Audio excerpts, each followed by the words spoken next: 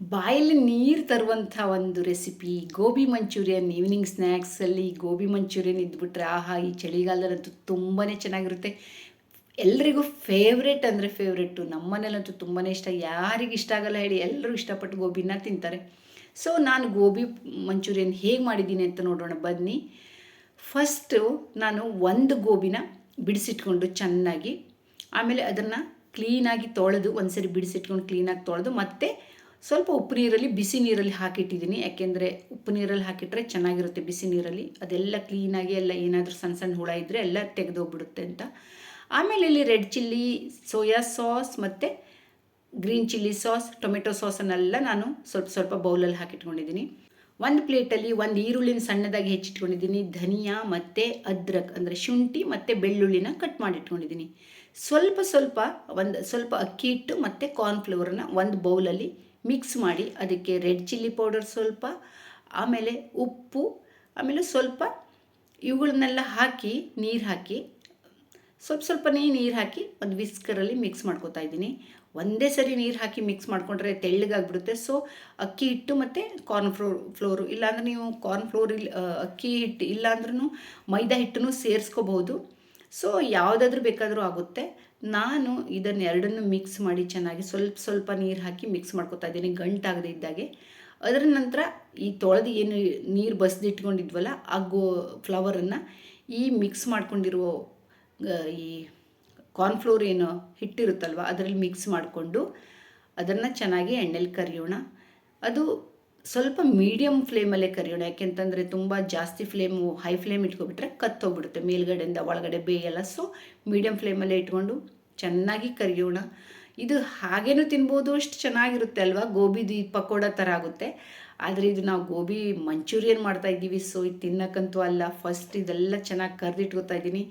ತುಂಬ ಟೇಸ್ಟಿ. ಯಾರಿಗೆ ಇಷ್ಟ ಇಲ್ಲ ಹೇಳಿ, ಗೋಬಿ ಮಂಚೂರಿಯನ್ ಯಾರು ತಿನ್ನಲ್ಲ ಹೇಳಿ, ಎಲ್ಲರೂ ತಿಂತಾರೆ ಅಲ್ವ. ಅದು ಮನೇಲಿ ಮಾಡ್ಕೊಂಡು ತಿಂದರೆ ಕ್ಲೀನಾಗಿ, ನಾವು ಮನೇಲಿ ಮಾಡ್ಕೊಂಡು ತಿಂದರೆ ಹೈಜೀನಾಗಿ, ಹೊರಗಡೆ ತಂದು ತಿನ್ನೋದಕ್ಕಿಂತ ಎಷ್ಟೋ ಚೆನ್ನಾಗಾಗುತ್ತೆ. ಮತ್ತು ರುಚಿಯಂತೂ ಅದ್ಭುತ. ಅದು ಅಲ್ಲದೆ ಮತ್ತು ನಾವು ಕಡಿಮೆ ಪ್ರೈಸಲ್ಲಿ ಅಲ್ಲಿ ಹೊರಗಡೆ ತರೋದಕ್ಕಿಂತ ಜಾಸ್ತಿ ಮನೇಲಿ ಕ್ವಾಂಟಿಟಿಯಲ್ಲಿ ಮಾಡ್ಬೋದು. ನೋಡಿ ಇಷ್ಟು ಕಲರ್ ಬಂತು. ಈ ಥರ ಚೆನ್ನಾಗಿ ಕರೆದಿಟ್ಕೋಬೇಕು ಕ್ರಿಸ್ಪಿಯಾಗಿ. ಇನ್ನೊಂದು ಇದೇ ಥರ ಕರೆದಿಟ್ಕೊಂಡು ಫುಲ್ ಎಲ್ಲದನ್ನೂ 2 ರೌಂಡಲ್ಲಿ ನಾನು ಅಷ್ಟನ್ನು ಕರೆದಿಟ್ಕೋತಾ ಇದ್ದೀನಿ. ನೋಡಿ ಎಷ್ಟು ಚೆನ್ನಾಗಿ ಕಾಣಿಸ್ತಾ ಇದೆ ಅಲ್ವಾ. ನೋಡಿದರೆ ಕ್ರಿಸ್ಪಿಯಾಗಿ ತುಂಬ ಚೆನ್ನಾಗಿ ಬಂದಿದೆ. ಈಗ ನಾನು ಕೋಕೋನಟ್ ಆಯಿಲು ಅಂದರೆ ತೆಂಗಿನ ಎಣ್ಣೆಯಲ್ಲಿ ಮಾಡ್ತಾಯಿದ್ದೀನಿ. 1-2 ಸ್ಪೂನ್ ತೆಂಗಿನ ಎಣ್ಣೆ ಹಾಕಿ ಇದಕ್ಕೆ ಸ್ವಲ್ಪ ಎಣ್ಣೆ ಕಾದ ನಂತರ ಏನು ಕಟ್ ಮಾಡಿ ಇಟ್ಕೊಂಡಿದ್ದು ಬೆಳ್ಳುಳ್ಳಿ ಮತ್ತು ಶುಂಠಿ, ಹಸಿಮೆಣಸಿನಕಾಯಿ, ಆಮೇಲೆ ಈರುಳ್ಳಿ, ಇವುಗಳನ್ನೆಲ್ಲ ನಾವು ಒಂದಾದ್ಕೊಳ್ಳೆ ಒಂದು ಫ್ರೈ ಮಾಡ್ಕೊಳ್ಳೋಣ. ಚೆಂದಾಗಿ ಫ್ರೈ ಮಾಡ್ಕೊಳ್ಳೋಣ. ಫಸ್ಟ್ ನಾನು ಗಾರ್ಲಿಕ್ ಅಂದರೆ ಬೆಳ್ಳುಳ್ಳಿನ ಹಾಕ್ಕೊಂಡೆ, ಆಮೇಲೆ ಶುಂಠಿಯನ್ನು ಹಾಕ್ಕೊಂಡೆ ಕಟ್ ಮಾಡ್ಕೊಂಡಿದ್ದನ್ನು, ಆಮೇಲೆ ಹಸಿಮೆಣಸನ್ನು ಹಾಕ್ಕೊಂಡಿದ್ದೀನಿ, ಆಮೇಲೆ ಈರುಳ್ಳಿನ ಎಲ್ಲದನ್ನು ಚೆನ್ನಾಗಿ ಸ್ವಲ್ಪ ಫ್ರೈ ಮಾಡ್ಕೊಳ್ಳೋಣ. ತುಂಬ ಸ್ವಲ್ಪ ಬ್ರೌನ್ ಕಲರ್ ಥರ ಬರಲಿ, ಈ ಥರ ಕಲರ್ ಬರಲಿ, ತುಂಬ ಚೆನ್ನಾಗಿ ತುಂಬ ಟೇಸ್ಟಿ ಆಗುತ್ತೆ. ಈಗ ನಾವು ಏನು ಒಂದೊಂದೇ ಸಾಸನ್ನು ತೆಗೆದಿಟ್ಕೊಂಡಿದ್ದೀವಿ. ಎಲ್ಲ ಸಾಸನ್ನು ಮಿಕ್ಸ್ ಮಾಡ್ಕೋಬೋದು. ನಾನು ಸಪ್ರೇಟ್ ಹಾಕ್ತಾಯಿದ್ದೀನಿ. Chilli sauce, red chilli sauce, soya sauce, tomato sauce, green chilli sauce ಎಲ್ಲ 1-1.5 ಸ್ಪೂನ್ ಲೆಕ್ಕದಲ್ಲಿ ನಾನು ತೆಗೆದಿಟ್ಕೊಂಡಿದ್ದೆ. ಎಲ್ಲದೂ ನೀವು ಖಾರ ಎಷ್ಟು ಕ್ವಾಂಟಿಟಿ ಬೇಕೋ ಅಷ್ಟು ಮಾಡ್ಕೋಬೋದು. ಇಲ್ಲಿ ಸ್ವಲ್ಪ ಅದನ್ನೆಲ್ಲ ಅದು ಸ್ವಲ್ಪ ಬಾಯ್ಲ್ ಆಗ್ತಾ ಇದ್ದಂಗೆ ಇಲ್ಲಿ ಒಂದು ಸ್ವಲ್ಪ ಕಾರ್ನ್ಫ್ಲೋರ್ 1 ಸ್ಪೂನ್ ತೊಗೊಂಡು ಸ್ಲರಿ ಅಂತ ಹೇಳ್ತಾರೆ, ಅದನ್ನು ಮಾಡಿಕೊಂಡು ಈ ನಾವು ಏನು ಬಾಯ್ಲ್ ಮಾಡ್ತಾ ಇದ್ದೀವಲ್ವ ಅದಕ್ಕೆ ಹಾಕ್ಕೊಂಡ್ರಾಯಿತು.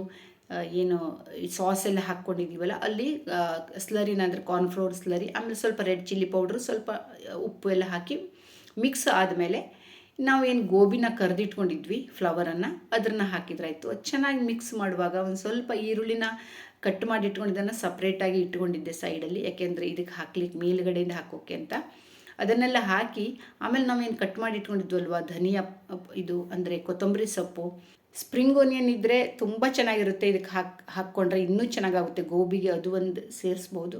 ಇರಲಿಲ್ಲ ಅಂತ ನಾನು ಹಾಕಿಲ್ಲ. ಸೊ ಅದನ್ನು ಹಾಕ್ಕೊಳ್ಳಿ. ನೋಡಿ ಎಷ್ಟು ಚೆನ್ನಾಗಿ ಗೋಬಿ ರೆಡಿ ಆಯಿತು.